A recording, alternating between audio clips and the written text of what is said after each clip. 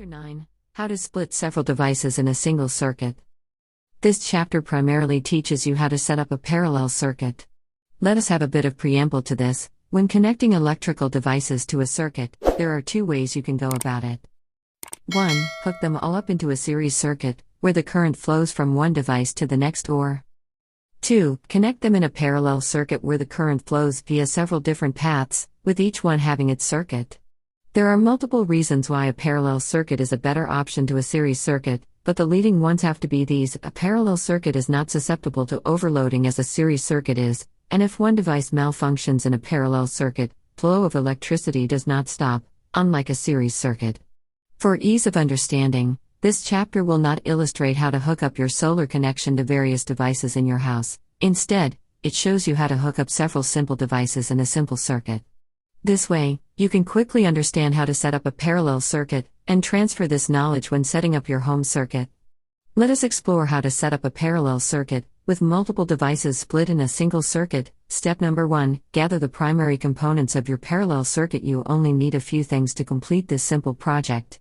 You need a power source, naturally, 2 loads. Loads are the items that use electricity, conducting material, wires, and a switch.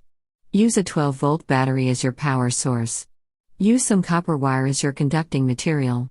If anything, an insulated copper wire is easy to find.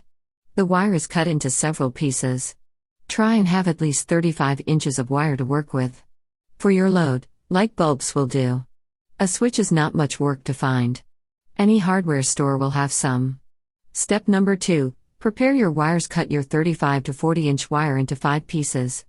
Each piece should be around 6 to 8 inches. Remove around 1.5 centimeters of insulation from both ends of the pieces. Use wire strippers or scissors for this.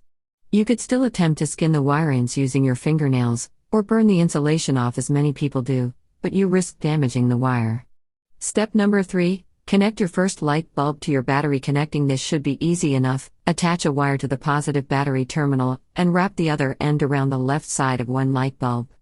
Step number 4, start to connect the switch to the battery. Take a separate wire switch and then connect it to the negative battery terminal. Proceed to take the other wire end and hook it up to the switch. Step number 5, connect your switch to your first light bulb. Take yet another wire piece. First, connect it to the switch and then wrap it around the right side of your light bulb. Step number 6, connect to your second light bulb. Take your fourth wire piece and then wind it around the left light bulb side. Then wrap the other wire end around the second light bulb's left side. Step number 7, complete your circuit. You should have at least one remaining wire piece. Wrap this wire around the right side of your first light bulb and then take the other end and wrap it around the right side of your second light bulb. Step number 8, turn on your switch. This is elementary stuff. Turn your switch on. Both light bulbs should get turned on. The above is a simple circuit with simplistic devices in it. However, by and large, parallel connections take up this format. Simplistic series and parallel circuit diagram. Now that you know how to split different devices in a single circuit, next, we should focus on the placement and direction of your solar panel.